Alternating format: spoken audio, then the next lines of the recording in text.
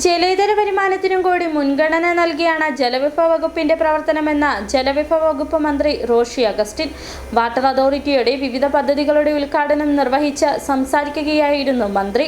കുടിവെള്ളം മാത്രമല്ല, ടൂറിസം രംഗവുമായി ബന്ധപ്പെട്ടുള്ള പ്രവർത്തനങ്ങളും ഏകോപിപ്പിച്ചാണ് വകുപ്പ് പ്രവർത്തിക്കുന്നതെന്നും മന്ത്രി പറഞ്ഞു. കേന്ദ്ര മന്ത്രാലയത്തിന്റെ കണക്ക് പ്രകാരം 2021 വരെ 23% ഗ്രാമീണ ഭവനങ്ങളിലായിരുന്നു കുടിവെള്ളം എത്തിയിരുന്നത്. ഈ 5 വർഷം കൊണ്ട് അത് 54%-ത്തിലെത്തിക്കാൻ സാധിച്ചു. വടക്കേ ഇന്ത്യൻ സംസ്ഥാനങ്ങളിൽ വീടുകളിൽ ജലം എത്തിച്ചു നൽകുന്നത് ചെറുകിട ജലസേചന പദ്ധതികൾ വഴിയാണ്. എന്നാൽ കേരളത്തിൽ നദികൾ, പുഴകൾ, തടാകങ്ങൾ തുടങ്ങിയ ചെറുതും വലുതുമായ സ്രോതസ്സുകൾ ഉപയോഗിച്ച് വൻ പദ്ധതികളാണ് നടപ്പിലാക്കുന്നതെന്നും മന്ത്രി പറഞ്ഞു. ജലജീവൻ മിഷന്റെ പദ്ധതി അനുസരിച്ച് വടക്കേ ഇന്ത്യൻ സംസ്ഥാനങ്ങളിൽ മൈക്രോ പ്രോജക്ട്സ് ആണ് കൂടുതൽ.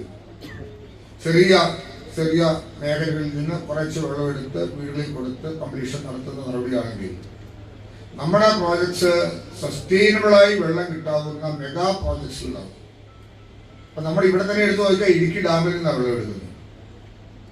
ഇടുക്കി ഡാമിൽ നിന്ന് വെള്ളം എടുക്കുക എന്ന് പറയുമ്പോൾ 5 പഞ്ചായത്തുകൾക്ക് ഇവിടുന്ന് വെള്ളം പോവുക. അത്രയും ഒരു വാട്ടർ സോഴ്സ് വേറെ കേരളത്തിൽ കണ്ടെത്തുക എളുപ്പമല്ലല്ലോ. അങ്ങനെ പുഴകളും നദികളും തടാകങ്ങളും റിസർവയറുകളും എല്ലാം എടുത്തുകൊണ്ട് നല്ല നിലയിൽ കുടിവെള്ള ലഭ്യത ഉറപ്പുവരുത്തുന്ന വലിയ പ്രോജക്ട്സുകളാണ് നമ്മൾ ആരംഭിച്ചത്. Painavu Kerala water authority office അങ്കണത്തിൽ ചേർന്ന യോഗത്തിൽ ജില്ലാ കളക്ടർ ഡോക്ടർ ദിനേശൻ ചെറുവാട്ട് അധ്യക്ഷത വഹിച്ചു. അഡ്വക്കേറ്റ് ഡീൻ കുര്യാക്കോസ് MP മുഖ്യപ്രഭാഷണം നടത്തി. കേരള വാട്ടർ അതോറിറ്റി മധ്യമേഖല ചീഫ് എഞ്ചിനീയർ പ്രദീപ് VK സ്വാഗതം പറഞ്ഞ ചടങ്ങിൽ superintending engineer Hari NR report അവതരിപ്പിച്ചു.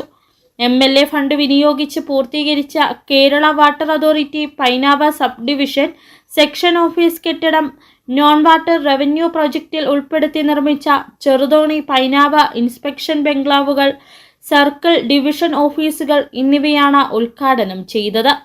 പരിപാടിയിൽ ത്രിതല പഞ്ചായത്ത് അംഗങ്ങളായ Viji Kannan, Ammini Jose, Naushad TE, Raju Joseph, Reji Kunnamkot, Kerala water authority board അംഗം ഷാജി പാമ്പൂരി, സാമൂഹ്യ രാഷ്ട്രീയ നേതാക്കളായ KG സത്യൻ, ഷിജോ തടത്തിൽ, സണ്ണി ഇല്ലിക്കൽ, ജോസ് കുഴിക്കണ്ടം, സാജൻ കുന്നിൽ തുടങ്ങിയവർ പങ്കെടുത്തു. City vision Idukki.